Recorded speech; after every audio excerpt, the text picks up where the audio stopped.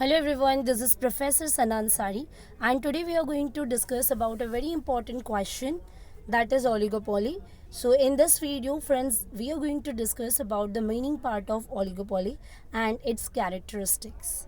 So in our previous video we have already completed all types of market, which include perfect competition and its characteristics, monopoly and its features, and the monopolistic competition and its feature.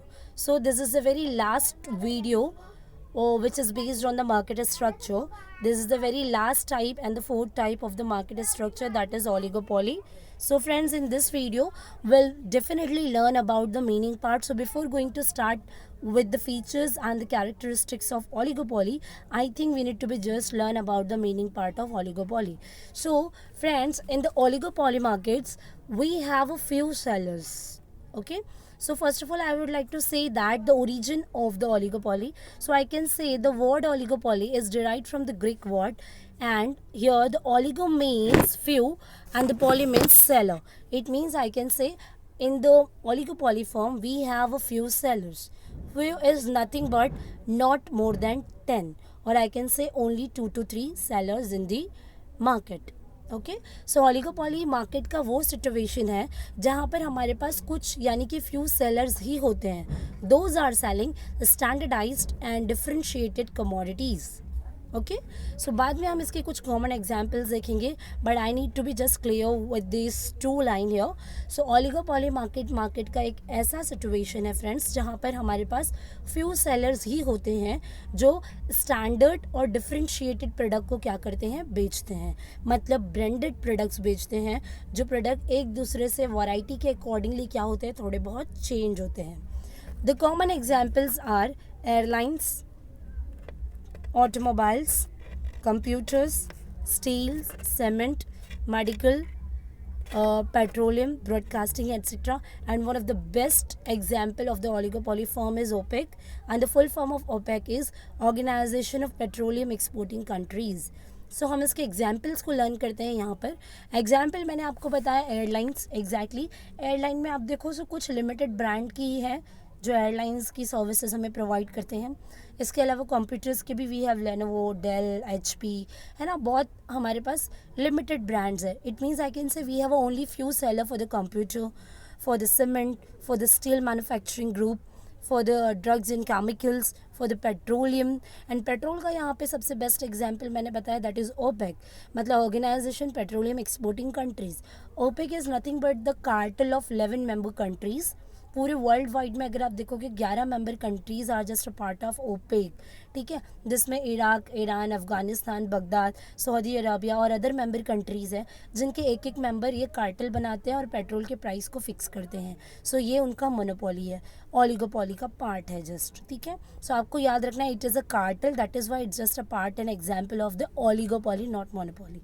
ठीक है, इसके अलावा refrigerators बेचने के लिए गोदरेज हो गए, cupboards हैं, वॉशिंग मशीन है, ये सारे कुछ ऐसे ब्रांड्स हैं जिनको मार्केट में बेचने वाले सेलर्स फ्यू हैं, मतलब लिमिटेड ब्रांड्स हैं.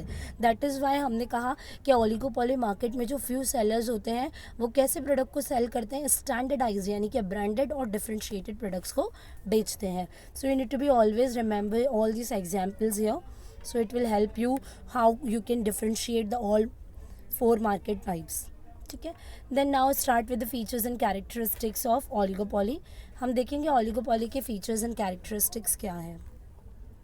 First one is few sellers. हमने मीनिंग पार्ट में कंप्लीट किया कि in this market situation we have only few sellers. Okay, then we have homogeneous and differentiated products. Again we have completed this topic in the meaning part, it like that. Yeah, here we have homogeneous and differentiated, or I can say branded and standardized product.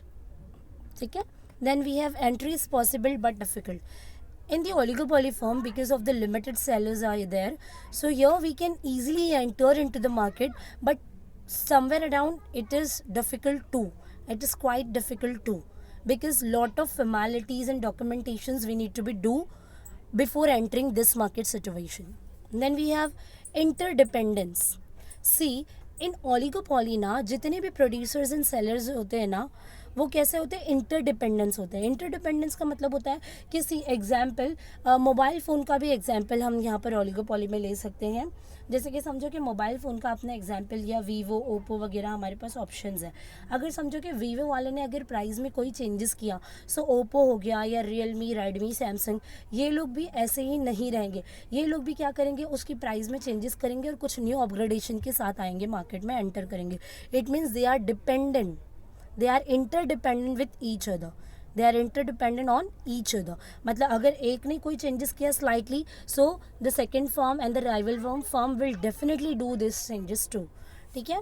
Then we have uncertainty, yes exactly, because of the price elasticity या price में जो fluctuations आएगी, सो uncertainty के market में बहुत ज़्यादा chances होते हैं। यहाँ पे समझे कि अगर एक फ्रिज लेना है, आप 20,000 में लेते हो गोदरेज का, लेकिन आपके सामने वाली सामने वाली कंपनी ने उसका प्राइस बहुत ज़्यादा डाउन कर दिया, तो इसका साइमल्टेनियसली इसका इफेक्ट हम आपकी भी फर्म पे पड़ेगा। So it is not a part of uncertainty. And then we have last point, that is indeterminants. Indeterminants it means जो डिमांड कर्व होता है वो इनडिटर्मिनेंट्स होता है, बिकॉज जैसे कि हमने मोनोपोली में देखा लेस इलास्टिक होता है, हमने मोनोपोलिस्टिक कंपटीशन में देखा मोर इलास्टिक होता है, लेकिन यहाँ पर जो डिमांड कर्व होता है ना, वो इनडिटर्मिनेंट्स होता है। मतलब किंग डिमांड कर्व होता है, डिटरमाइन करना इज़ नॉट पॉसिबल और it is quietly difficult here because of the because the seller of the oligopoly, they are just a price taker. ठीक है, इसकी वजह से it is a indeterminates. Okay, so friends, we have completed this topic here. If anybody have any doubt or difficulty, so you can make a comment on my YouTube channel. That's all enough for today. Do like and subscribe to my YouTube channel. Keep supporting, keep watching.